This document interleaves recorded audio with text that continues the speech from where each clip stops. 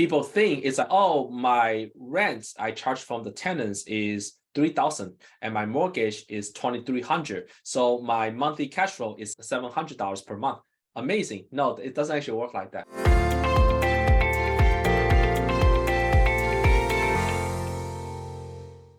Welcome to the Cash Flow Marketplace. My name is Perry Zhang. I'm here with Lynn. How's it going, Lynn? Hi, Perry. I'm doing well. It's nice having you here. So, what kind of person would do single family investing versus multifamily? That's a great question. So, who will want to invest in single family? I do believe that if you don't have any skill set, it's helpful to start with single family investing. Being a single family investor is like you learn how to take your introduction to computer science.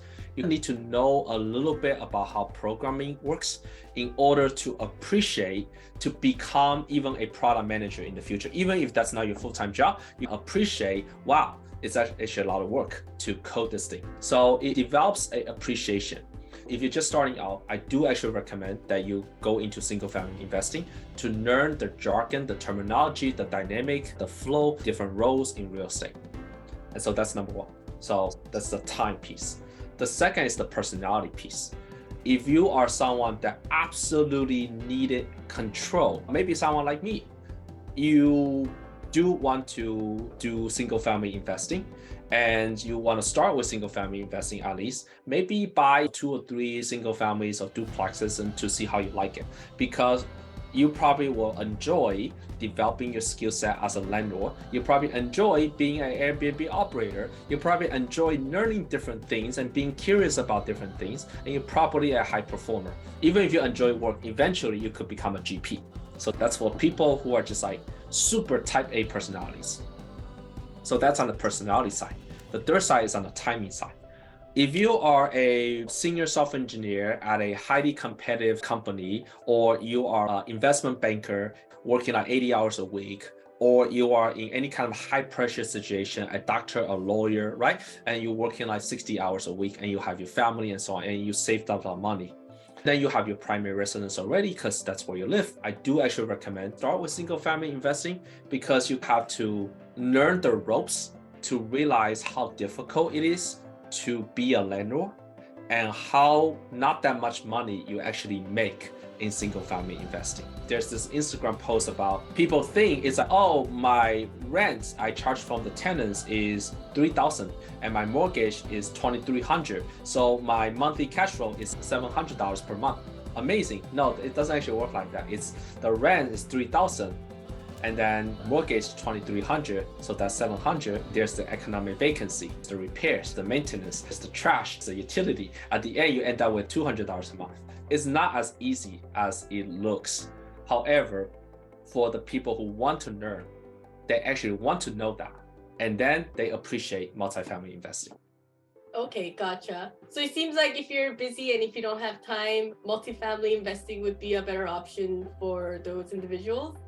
Absolutely. Let's emphasize what kind of people should go into multifamily investing. Let's say we only want to focus on the LPs.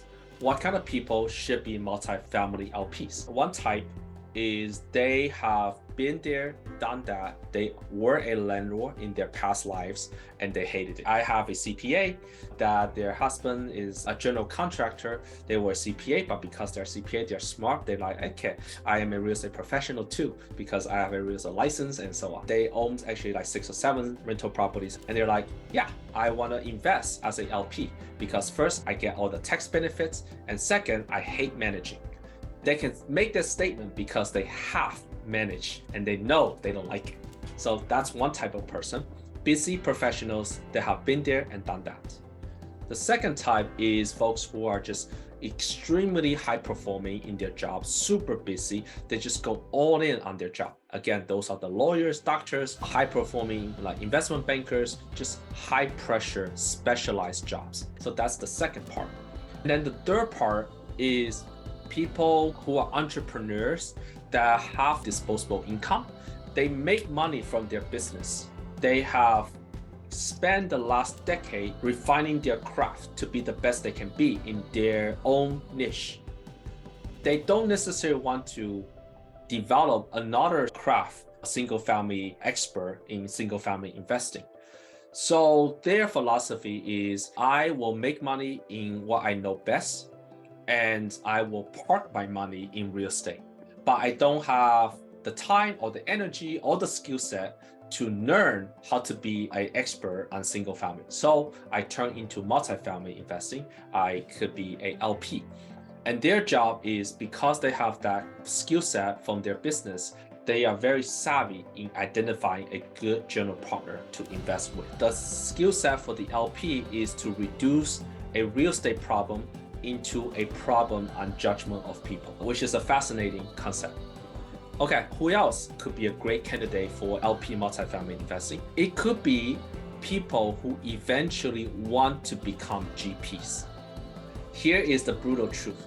There's almost no way that one could be a GP without becoming an LP first. If you don't even know what it feels like to be an LP, how can you become a GP? So people who want to explore multifamily investing and eventually want to become a GP, that's the path actually I took, which is I start off by buying my primary residence and then buy a rental property and then do it the Airbnb. And then finally I say, this doesn't really scale if I keep buying one property a year. Like, how many years does it take me to accumulate the type of portfolio that I really want to accumulate?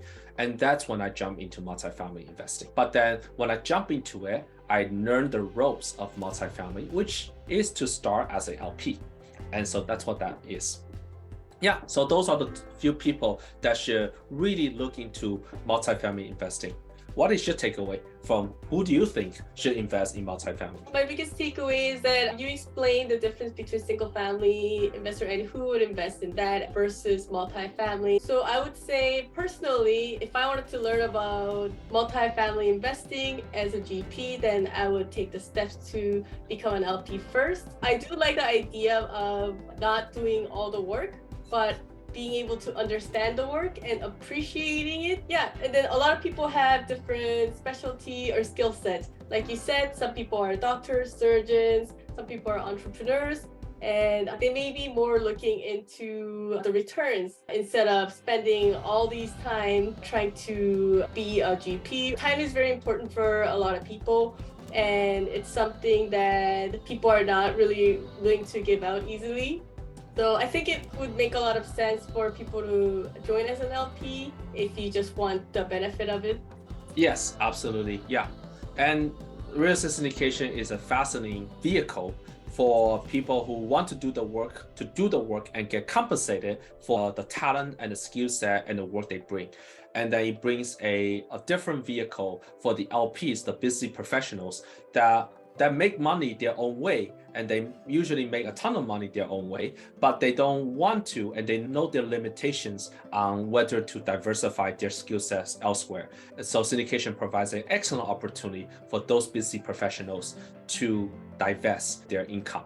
And the good news about all these LPs have in common is that they have an idea of what's good.